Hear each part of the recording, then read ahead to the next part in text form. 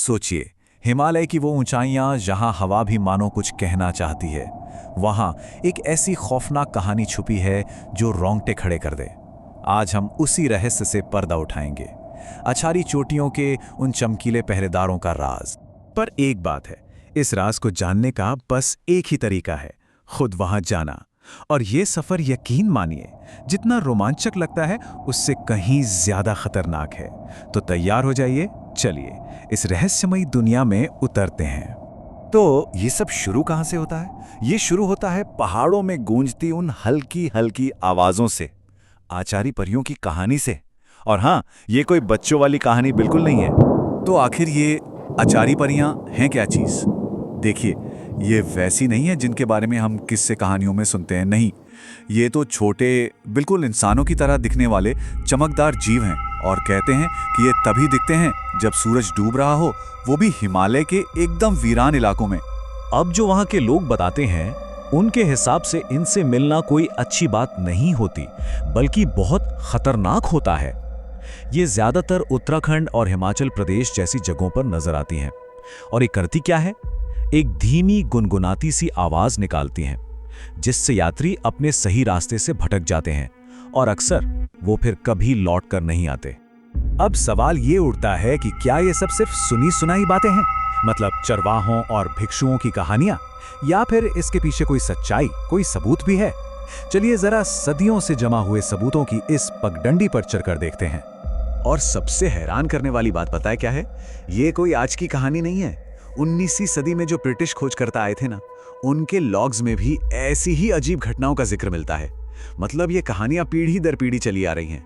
और मजे की बात देखिए, आज भी ट्रैकर्स बिल्कुल वैसी ही डरावनी चीजें महसूस करते हैं। उन्हीं में से एक ब्रिटिश लॉग जो करीब 1800s के दशक का है, उसमें लिखा है, इरादे से भटकती रोशनियां।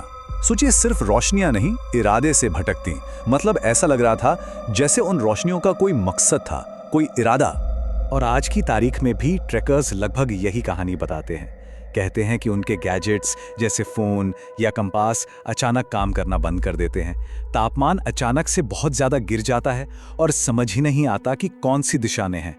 पर सबसे अजीब बात तो ये है कि ये सब किसी एक इंसान के साथ नहीं होता।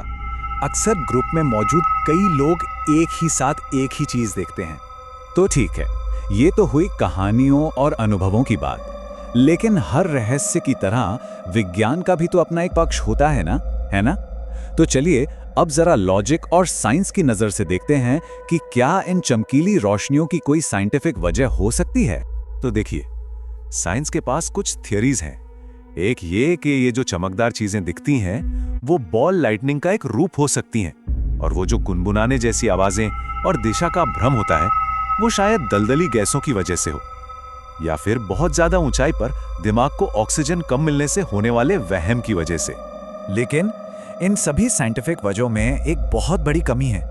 ये इस बात का जवाब नहीं दे पाती कि सदियों से, मतलब 1800 के दशक से लेकर आज तक हर किसी का अनुभव इतना मिलता जुलता क्यों है। कहानी बिल्कुल वही की वही है। और यहीं पर यह कहानी एक बहुत ही डरावना मोड़ लेती है। एक ऐसी घटना जो आज के जमाने की है और जिसने इस पुरानी कहानी को लगभग सच साबित कर दिया।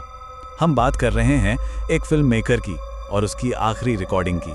कहानी यह है कि एक फिल्म मेकर अकेले ही इस कहानी की सच्चाई जानने के लिए निकल पड़ता है। वो रूपकुंड झील के पास अपना कैंप लगाता है, सिर्फ एक मकसद के साथ, इस पूरे रहस्य को अपने कैमरे में कैद करना। और कमाल की बात यह है कि वो लगभग कामयाब हो भी गया था। उसके थर्मल कैमरे ने कुछ हल्की चमकती हुई आकृतियों को रिकॉर्ड भी किया। लेकिन बस ठीक उसी पल उसके सारे के सारे इक्विपमेंट एक साथ ठप पड़ गए। जब उसके खराब टेप को बाद में रिकवर किया गया तो उसमें से सिर्फ एक आखिरी लाइन मिली। उसकी कांपती हुई आवाज में बस इतना रिकॉर्ड हुआ था, ये रास्ता नहीं दिखा रहे हैं, ये देख रहे हैं। तो आखिर हम पहुंचे कहां? एक तरफ है सदियों पुरानी कहानियां और दूसरी तरफ है विज्ञान। और इन दोनों के ठीक बीच में एक ऐसा सवाल है जिसका जवाब किसी के पास नहीं है। देखिए, सच तो ये है कि कोई पक्का सबूत नहीं है, लेकिन इसे पूरी तरह से झूठ भी कोई साबित नहीं कर पाया है। तो ये कहानी ठीक उस जगह पर जिंदा है जहां हमारा लॉजिक काम करना बंद कर देता है और दिल से एक अजीब सी चेतावनी महसूस होती है। और वो जो पुरानी लोक कथा है ना, उसकी आखिरी चेतावनी आज भी उन पहाड़ों में गूंजती है। लोग कहते हैं कि ये परियां दिखने में बहुत खूबसूरत होती हैं। वो किसी का नाम लेकर पुकारेंगी, और सबसे जरूरी नियम, कभी कभी भी पीछे मुड़कर मत देखना।